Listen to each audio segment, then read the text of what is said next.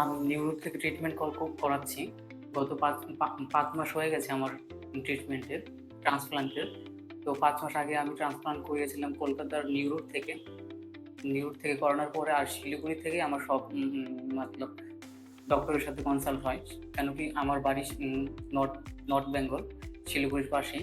তো শিলিগুড়িতেই এখন কনসাল্ট করি ডক্টরদের সাথে। তো এনাদের পরিষেবা খুবই ভালো। আর আমার ৫ মাস হয়ে গেছে। ৫ মাসের রেজাল্ট আপনারা দেখতে পারেন।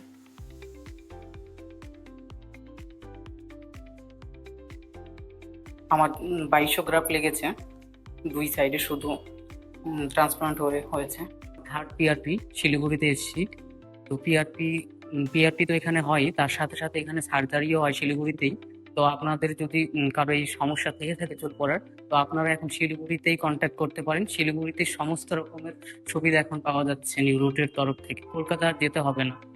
নর্থ বেঙ্গলের মানুষদের জন্য এটা একটা প্লাস পয়েন্ট।